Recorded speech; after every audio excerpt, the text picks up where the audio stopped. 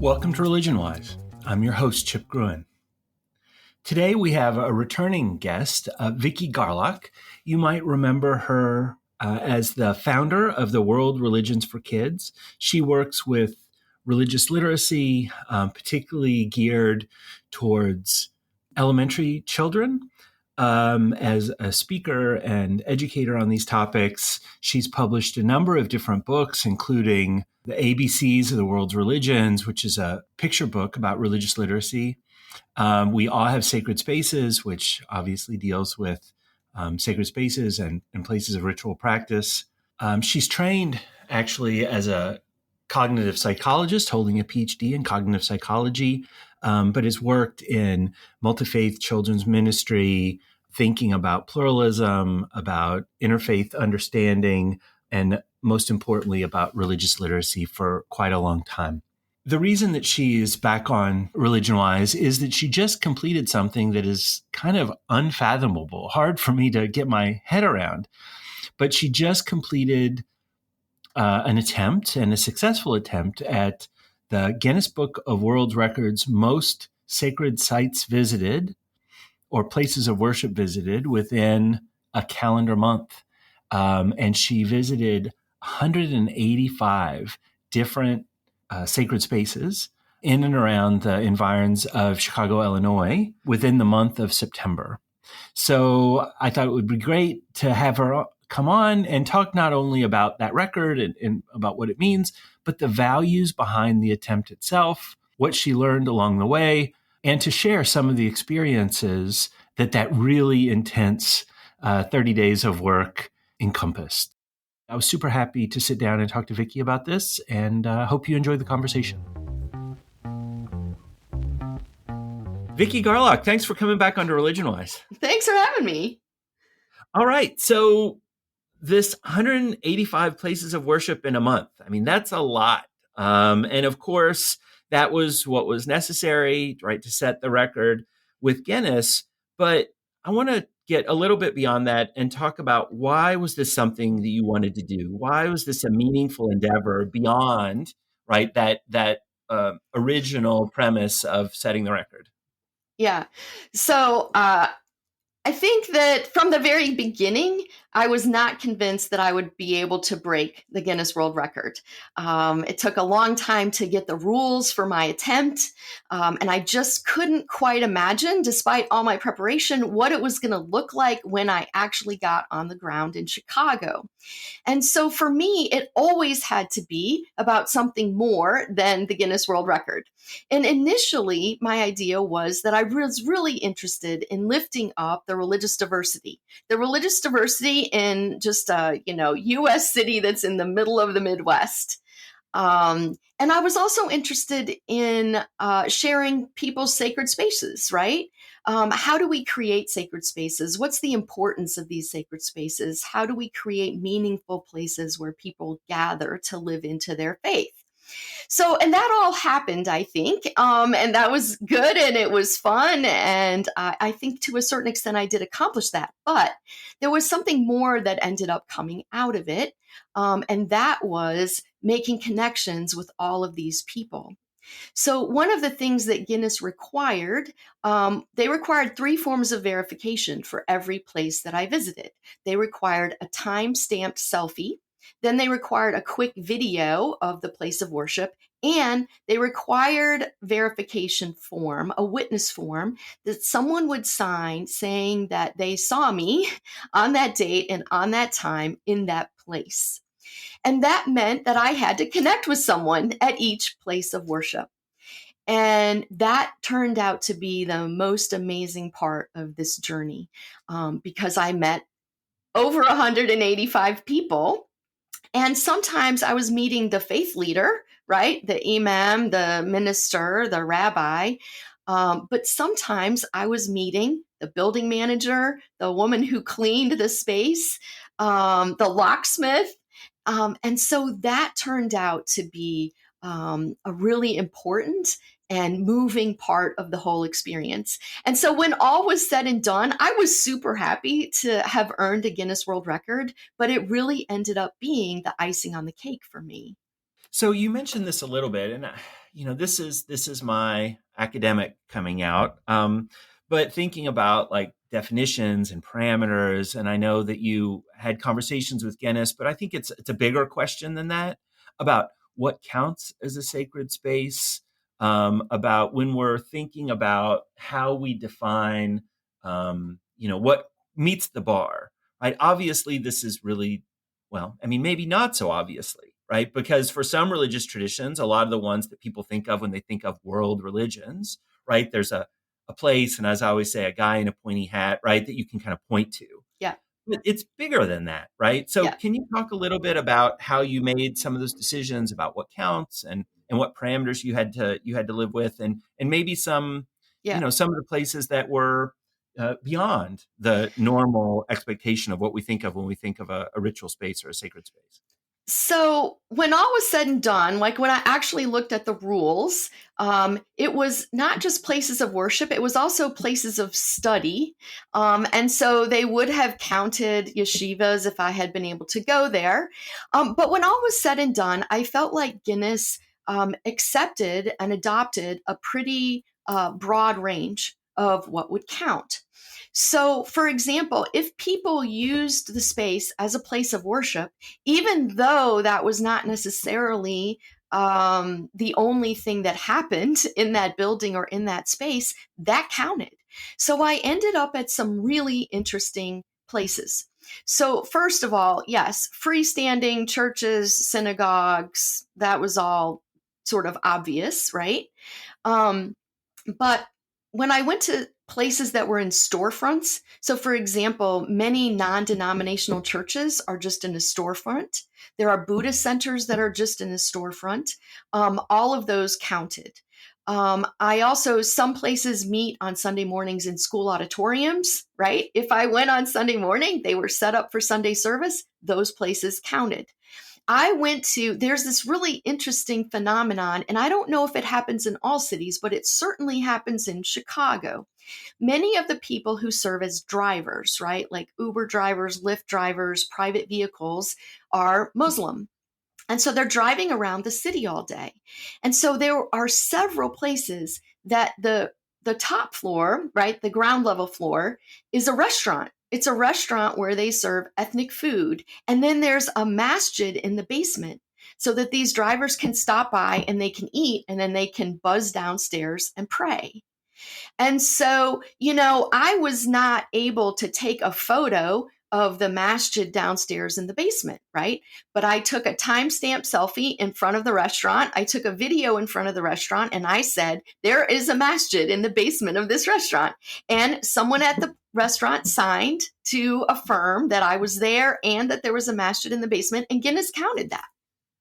So, I felt like in many respects, they were pretty open and accepting about all of those spaces. The other one that came up is there is a church called Urban Village. It's kind of out of Wicker Park, but they meet on Sunday mornings at the Den Theater. And the Den Theater is a multi-theater complex at this point. I think when the guy bought it many years ago, it was just one little theater. And they bring in all kinds, they have a talent agent. They bring in all kinds of amazing acts, like comedians that you and I have heard of, people who have their own shows on Netflix, et cetera, et cetera.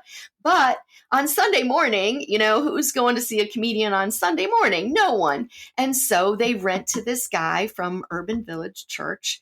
And so I posted that on social media that, oh, guess what? I was at the Den Theater and they have a church there.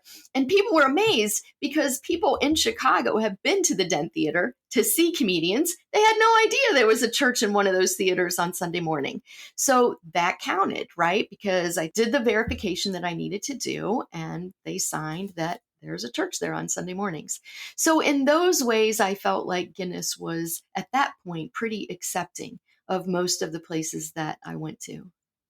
So the companion question there, on the one hand, it's the sacred space or the place of worship, et cetera, or the place of study in some cases. But then the corollary to that is what counts as a religion as well, right? Like that there are things that I think I would say serve the function of religion, but maybe they don't consider themselves a religious group.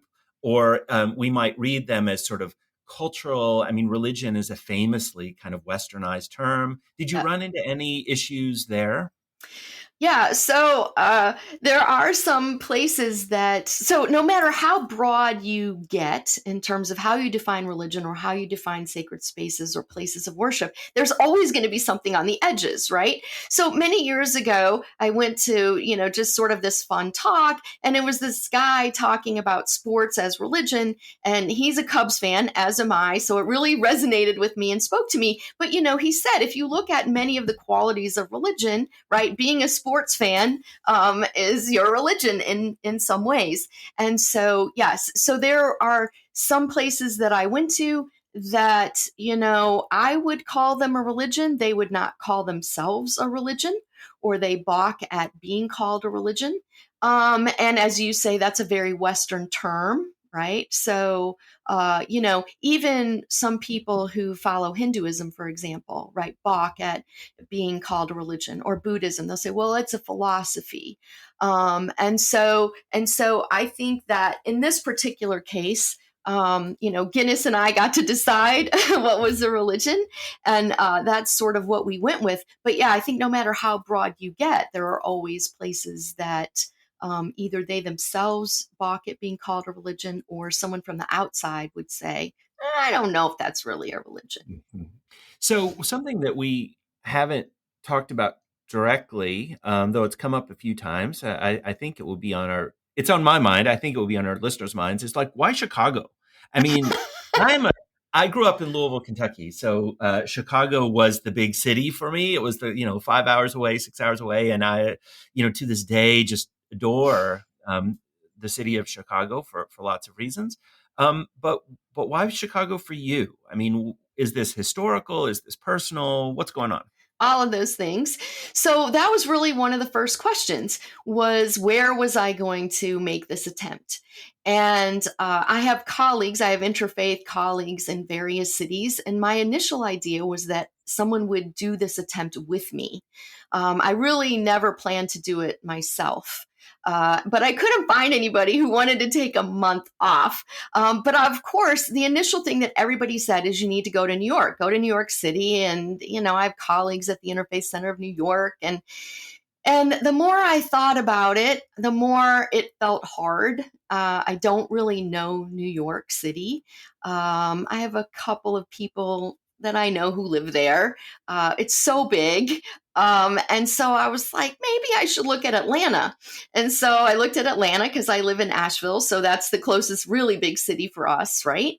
And I looked at Atlanta, and the problem with Atlanta was that things are so spread out in Atlanta. There are a lot of churches and a few synagogues downtown, but everything else was really spread out. And I thought, I'm not going to have time. Like, I'm not going to have time to be driving all around. I also looked at Washington, D.C., and it was the same thing, right? There's, a lot of churches and synagogues sort of close in, but then you have to drive. You have to go to Maryland. You have to go to Virginia. And I'm like, that's just going to be too much driving. Then I started looking at Chicago, and it was perfect in many ways. So there's a lot of diversity in a pretty confined area. I also grew up about 60 miles south of Chicago, not considered a suburb. I grew up in Kankakee, Illinois. It's the middle of corn country, but my parents grew up in the Chicago suburbs. I have lots of high school friends. Most of my high school friends are still in the area. And at the time, I thought, well, maybe they could help me, right? They could meet me, or I could, commandeer some of my friends. And so Chicago just made a lot of sense. And because I had grown up in the area watching television stations out of Chicago, the streets were sort of familiar to me. The neighborhoods were sort of familiar to me. There was just enough familiarity to make it feel doable. As it turned out, at the end of July, I found out that one of the rules that Guinness had for my attempt was that I could not use a personal vehicle or the vehicle of a friend at all. And so, unbeknownst to me, at the time, I got really lucky because Chicago has an amazing mass transit system. right? They have a great bus line and they have a whole system of L trains. And so I ended up taking over 65 bus rides and over 65 L rides, in addition to walking 5 or 6 miles a day. So when all was said and done, I'm not sure I could have successfully achieved a Guinness World Record if I hadn't been in Chicago. I probably could have done it in New York City, would have been hard for me personally, because I don't know it very well. But Chicago ended up being absolutely the perfect place. And I'll say, given the prominence, not that these were connected institutionally to what you do, but the prominence of the Parliament of World Religions in the late 19th century and the University of Chicago Religious Studies, the legacy there. I mean, I don't know. It seems kind of poetic that you would do this thing in Chicago as well. Yeah, I mean, it really is. And, you say you grew up in Louisville. I mean, Louisville's an amazing, right, sort of interfaith, multi-faith place. But so is Chicago. And I also had a lot of colleagues in Chicago. I was in touch, for example, with someone from Interfaith America, and she came and walked around with me for one day. Vanessa Avery, who is from Sacred Spaces, Inc., she is in sort of the New York area, but she is often in Chicago. And so she was in Chicago during the time that I was in Chicago in September. And so she walked around with me for a day. I have a long ago interfaith colleague who, went to the University of Chicago. And so I got to see him one day. So it was really fun to connect with colleagues that I had in Chicago as well. And it is Chicago's amazingly diverse. I mean, it was really incredible. So let's dig a little bit deeper into some of the logistics of reaching out to 185 different communities. And um, you know, what what does the initial vetting look like? What does initial contact look like? What was the reaction? Were people like, "Oh yeah, that sounds great," or were there some communities that are like, "We don't want to have anything to do with this at all"? Give me some logistics here. Yeah, so this is, and in some ways, I visited 185 places that counted for the Guinness World Record, and I also visited some extra places where I couldn't get the evidence I needed, and so they didn't count towards the record. So in visiting over 185 places, I would say that each story was sort of different. So what I did was I started by creating literally two-dimensional maps that I printed out, which of course my young adult children thought was hilarious that I was printing out two-dimensional maps. You can't just sort of Google places of worship, right? I had to create the maps. So I would start with churches because there are the most of those, which I knew in advance. And so I would print out a map of all the churches in a small neighborhood, and then I would add in the synagogues, the temples, I would just, other places of worship. So once I had this map, then I would go to their websites, and I would find an email address and I would email them, "Hi, I'm Vicki Garlock. I'm trying to get a Guinness World Record. And, I'm going to be in your area on such and such a day. Can I stop by?" And so a certain percentage of people would email me back. And it was mostly larger churches who had an administrative assistant who was there, 15, 20, 25, or 40 hours a week, right? And so, so that was fine. I would set up a time and I would just start filling in my map. But then I would email people again, and I would email people a second time, and I'd be like, "Oh, you might have missed my email." And so then I got a few more that way. They'd be like, "Oh yeah, I saw your email. I didn't really know." Of course, there were still people who never got back to me. So then I would call people. I would call people and leave a phone message. And what was interesting was there were a lot of places that have young adult administrative assistants that are part-time, right? So they looked at the email and they were just, too long, didn't read. Right. But once I got them on the phone, they were like, "Oh, yeah, I kind of saw your email. Yeah, that's pretty cool." And so then I got, more by making phone calls. There were some people along the way who politely declined. They would email me back and say, "Yeah, this isn't something we want to be a part of." And that was fine. They mostly didn't say why. Maybe they thought it was gimmicky, or, they're not normally there during the week, or who knows what. So there was that. But the second part of the story, before I started, I had made appointments with probably about 85 places. So the original record was 76. And so in theory, 85 was technically enough. But, I probably wanted to pad that. I was going to go for about 95, 98, maybe 100 places at the most. But on Friday, September 5th, I had been going around Chicago now for 3 or 4 days. Guinness emailed me and said, someone else in India already broke the record. And it's not 76 anymore, it's 111. So if you want to break the record, you have to go to at least 112.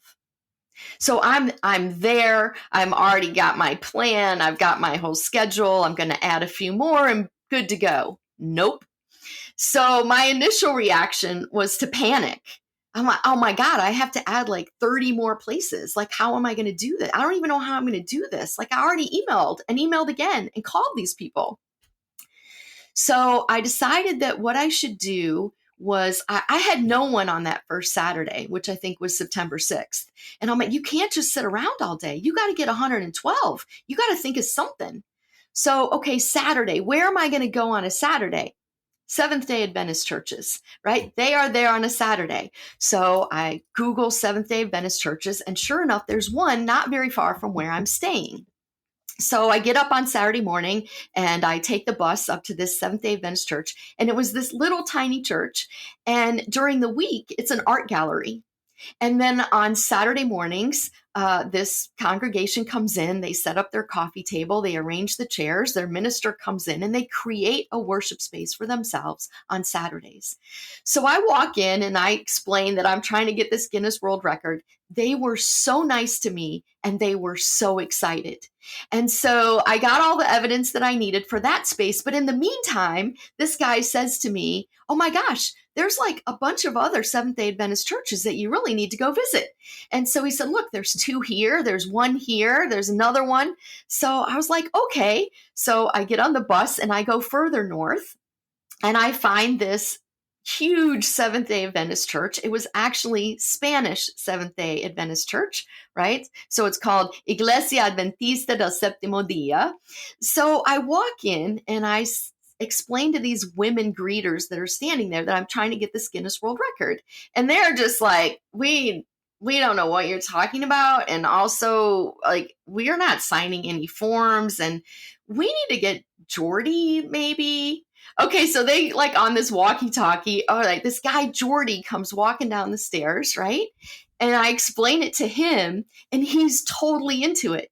He said, he's like, check this out. He said, we're going to get 2 in the same building. He said, because we have 2 congregations here. And he said, the upstairs congregation is in Spanish. The service is in Spanish. Everything's in Spanish. And he said, and then we have what's called second generation place of worship downstairs. It's modern. It has a band. And it's in English because all of these people's children do not want to worship in Spanish. They want to worship in English. So I got 2 there. And then I went to another Seventh-day Adventist church and I stayed for their worship service. And afterwards, I got all my evidence.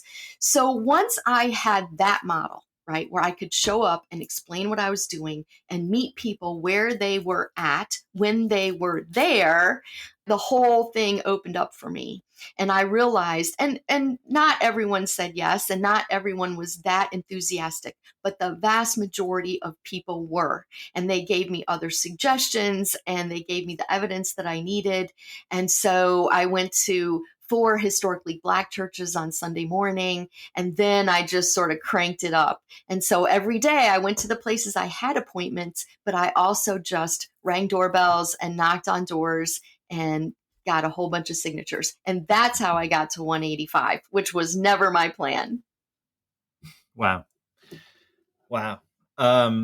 Yeah. I mean, I think probably people can hear it in your voice. What a extrovert and lively person you are. But I'm sitting here thinking, oh my gosh, I could not take that rejection. I could not take a month's worth of rejection, over and over Even if like 90% of people were very friendly, it would still bug me. But Well, um, that's what they say though, right? Is how are you successful at anything? I mean, most of the time you're successful at anything because you've been able to move through whatever form of rejection there is. I mean, you're in academia, you submit papers and they get rejected. Or these reviewers, that look at them, they just have all these changes and edits. So I think that's always part of the process of quote unquote being successful. It's always part of the process in any big project as well. And so this was sort of both of those things, right? Trying to be successful at a big project. So I want to connect a couple of dots that you've mentioned, because you've mentioned obviously Sundays are relatively easy. You've mentioned Saturdays. Fridays we can imagine would not be as difficult, but then you have Monday through Thursday, and I know that you had some trepidation of like, all right, what am I going to do? Because you don't have to go to a worship service, right? You just have to go to the Correct. place, so Yep. you didn't need that, but still, as you mentioned, some of these places end up being dark, for those other four days a week.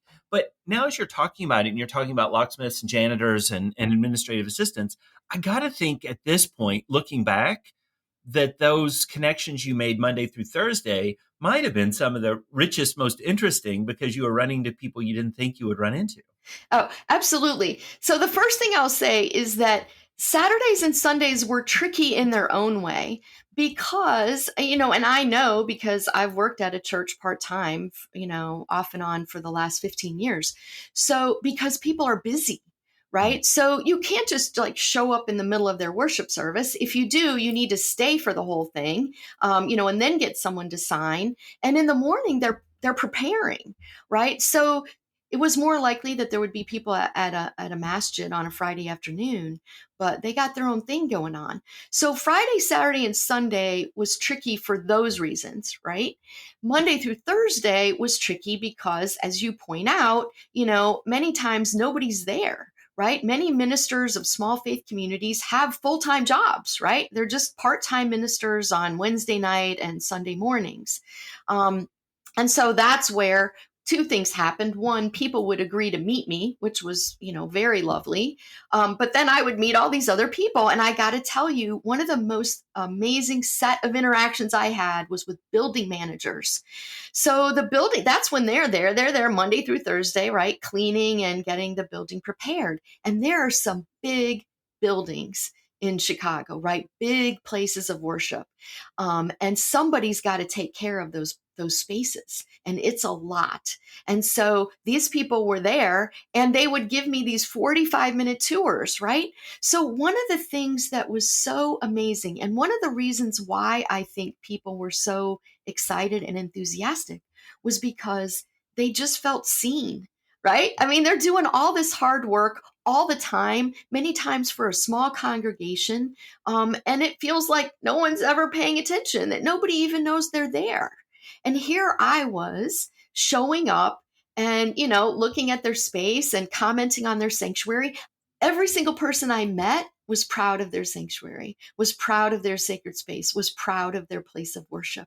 And it could have been the most simple little, a classroom that they had set up as a Buddhist center, to these massive, taking up a whole block church. It didn't matter. Everyone was really connected to their place of worship. And they were really excited to share that with someone. And they were really excited that someone cared enough to take a tour and listen. And so, yeah, the commitment that people have to these communities and these places was really one of the unexpected stories for me. And as it turns out, one of the best stories, one of the most moving stories, and one of the most special stories that came out of this attempt. So thinking about that, which is unexpected, let's talk about the sort of the flavor of the diversity itself, because you knew going into this, you'd go to a Catholic church, right? You'd go to an Orthodox synagogue. You would go, like there would be things that we could have put on our bingo cards right away. And but particularly this way of getting to know neighborhoods that you've described and sort of getting on the ground, and then figuring out what you're doing rather than have everything planned out. Right. I got to think that you're running into religious communities that not only you didn't know existed in Chicago, but maybe you didn't know existed, period. Right. So can you share with us some of the more unexpected religious communities that you ran into? Sure. So I live in Asheville, North Carolina, which let's call that about 100,000 people. And we're fairly diverse. We have 3 synagogues here. We have several Buddhist centers. We have a Hindu temple that's not far away. We have a Greek Orthodox church. And so I've been to visit, I have visited all of those places. And so, as you say, that was the bingo card. But I think there were 2 points of real diversity for me. I don't know that they were unexpected, but they were opportunities for me because I was in a much bigger city. So one of them was how much diversity there is within a tradition, right? So yes, we have one Greek Orthodox church here in Asheville, and there are many, many Orthodox churches in Chicago, and a lot of them were near where I was staying for the first 2 weeks. You literally could not walk more than a couple of blocks, and there would be another Orthodox church. And these Orthodox churches were set up to meet the needs of a particular community that spoke a particular language. So there's Greek Orthodox churches and services are in Greek. There's Ukrainian Orthodox churches and their services are in Ukrainian. There are Slavic Orthodox churches and their services are in a created language, a designed language called Church Slavonic, which I had never even heard of before I went up there. So that was interesting. Also, we have one Orthodox synagogue here, and it is Chabad Lubavitch Shul. And so that's fine. That was my experience with Orthodox Judaism. But when I got to Chicago, I realized that even within the Orthodox community, there are different versions of Orthodox Judaism, right? So I went to 2 modern Orthodox synagogues. I went to an Orthodox synagogue not associated with Chabad Lubavitch, right? And then, of course, there are many Chabad Lubavitch centers throughout Chicago. So that was interesting, sort of the extent of interfaith. And then there were a few places I was able to visit that we just don't have in Nashville, and maybe not even in North Carolina. I don't know. But for example, the Brahma Kumaris, we don't have a Brahma Kumaris meditation center here. And so I was able to learn a little bit more about that. We also do not have an ISKCON here in Asheville. So ISKCON stands for the International Society for Krishna Consciousness, which, I think lay people would just call the Hare Krishnas. They have more than one, but they have a big ISKCON center in the sort of downtown area. And they do Sunday night kirtans and vegetarian feasts. And so I went for the whole evening and, danced and did kirtan, and it was really fun. So that was another one. Also, we do have a Christian Scientist church here in Asheville, but I've never been, not for any particular reason. It's just never happened. They have a huge Christian Science church right in downtown Chicago. Called the 17th Church of Christ Scientist.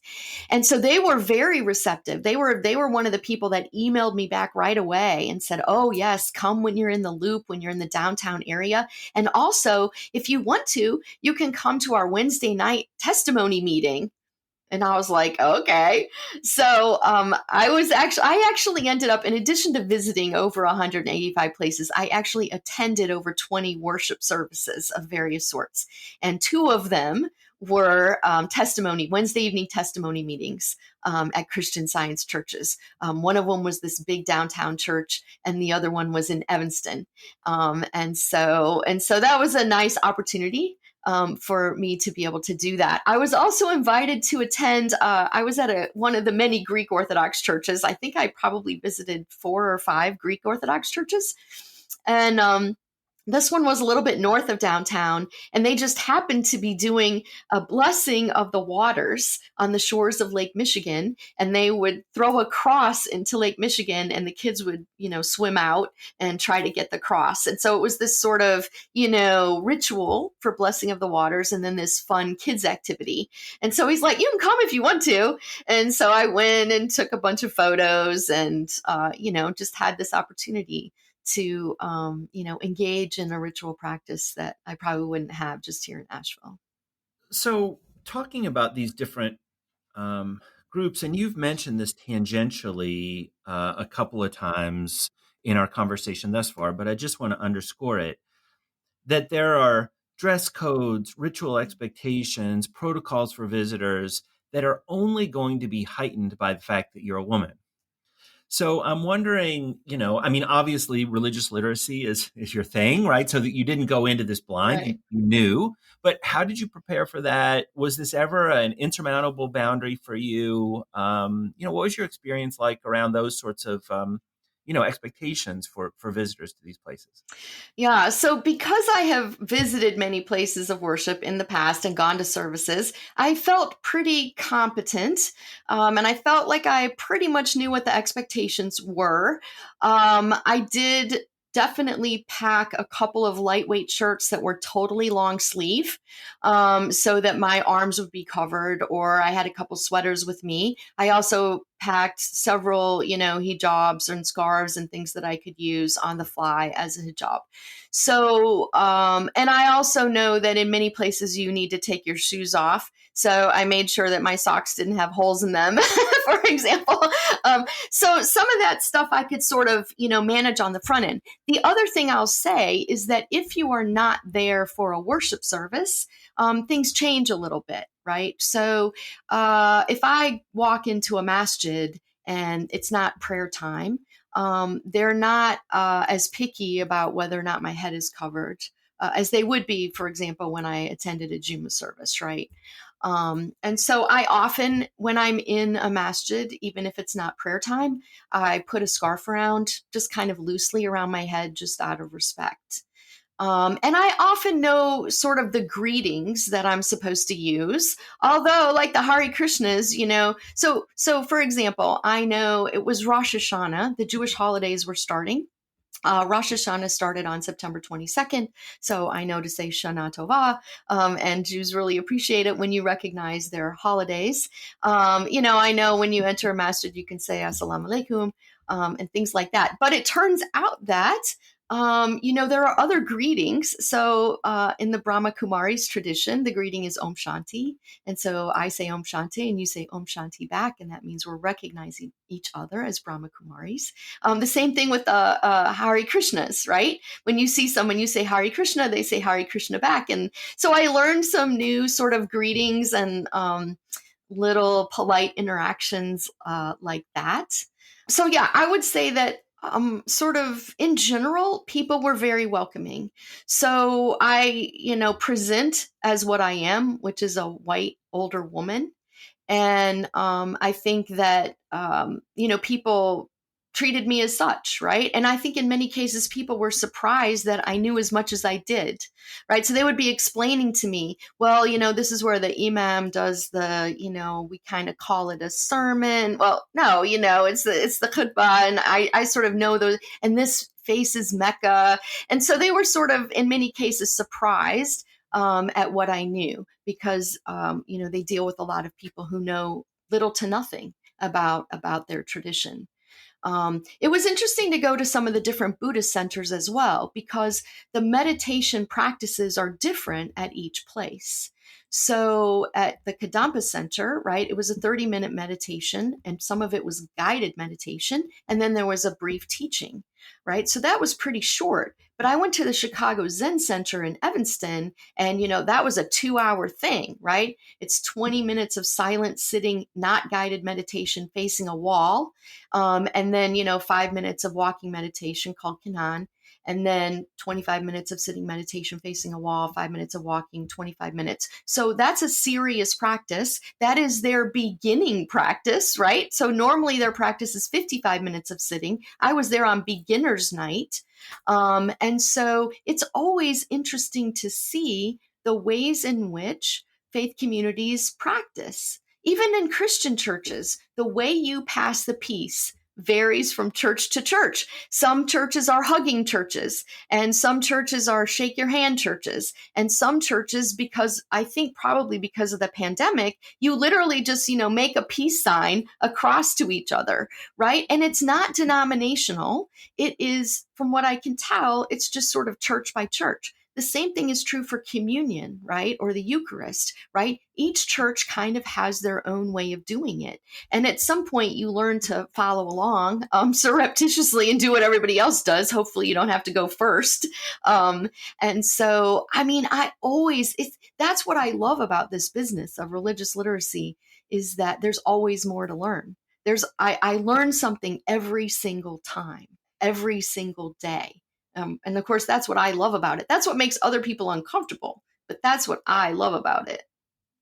So there are obviously lots of personal experiences that you had here, and maybe you'll get the opportunity to tell a few more of those stories. But I want to get back to the Guinness, right? The whole impetus for this thing.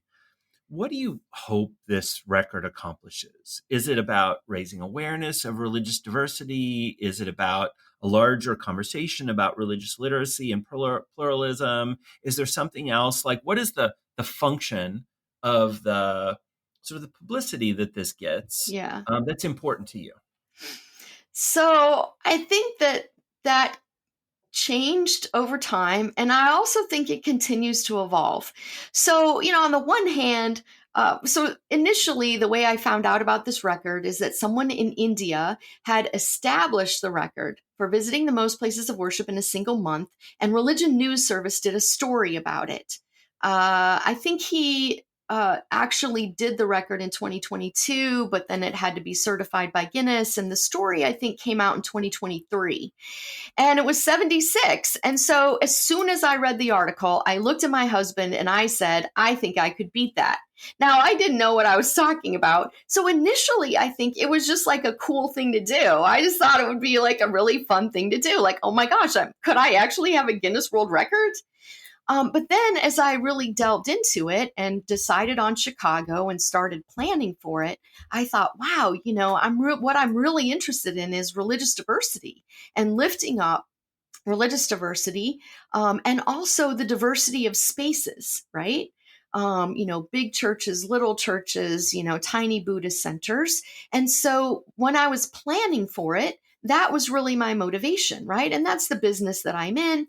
And I can, learn something. I can visit some cool spaces. I can take some fun photos. It's all going to be good. And it's on brand for me. But what happened when I was there was that I realized that these connections that I was making with these folks who were so connected to their space, right? That is actually the story that is now resonating with me the most. And it was very interesting to be in Chicago at this time, right? So what's on the news, what's on the Chicago news all the time, and this has been true for decades, is crime.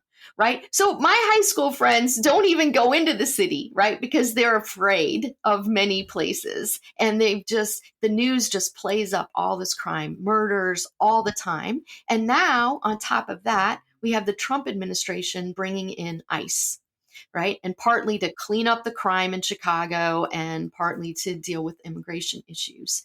And so that was on the news every night. Every night, the Chicago news is about crime, and it's about ICE coming in and what neighborhoods they were going to be in and how the counter protests to that protests were going to go. And so it was really interesting to then, for me as an individual, to be walking around Chicago literally all day, every day, riding buses, riding the L, walking 5 to 6 miles a day, meeting anywhere from 10 to 20 people a day and having these amazing interactions. And it was such a counter narrative to the broader media narrative that was happening at the same time. And so what it's really brought up for me is, humans are really amazing. And we hear a lot about how we live in a divided America, and how, we're in these two camps, and these camps can't talk to one another, and we have no way to bridge these divides, and family holidays are ruined because families are in two different camps. And what I was seeing was that there's a lot of people out there who are working really hard every day in their faith communities, in their places of worship, in their neighborhoods. Many places of worship are, feeding the hungry, helping to house the unhoused. They're really doing ministries in their neighborhoods and in their communities. And they're very proud of that. And they're very proud of the way in which their place of worship is part of that. Right? So for me now, the narrative is, how do we lift that up? How do we remember that humans are really amazing? They can be so creative, so kind, so compassionate, so hardworking. And why is that getting lost in the broader media narratives that we have today? And how do we lift up those stories? How do we help ourselves remember that we're amazing? We're an amazing species. And just, it's not that we as individuals are, all of us are amazing, and are capable of doing amazing things. And how do we remember that? And how do we lift those stories up? So that, interestingly enough, has become the narrative that is most interesting to me now. All right, so we're nearing the end of our time. So I just want to end up with, what else would you like to talk about this experience? What else? What are we missing here that you think is really key in understanding, this 185 places in 30 days, and what that meant for you, and how that was made possible? Yeah. So I think one of the things that I realized in the process of doing a Guinness attempt is how privileged it is to even make a Guinness attempt. I don't know. I mean, there are over 65,000 Guinness World Records. So, I just know about the one that I did. But I think a lot of Guinness attempts require time. They require money. They require a community of people to support you. In this case, I needed at least 112 people to sign a witness form, right? I need people to open their doors for me.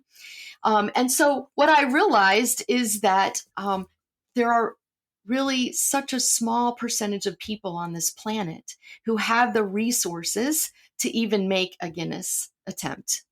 And so because I was walking 5 or 6 miles a day and riding buses and L's, I had a lot of time to think about that, to think about what does it mean to actually do a Guinness attempt. And there were people around me who made sacrifices, right? So my husband is staying in Asheville for a month. My kids are sort of on their own for a month. My 87-year-old parents are on their own for a month, and the world continues on. So for me to be able to take a month sort of out of my life and clear my schedule and just walk around to all these different places of worship is very privileged. I also think it takes a little bit of luck to achieve a Guinness World Record.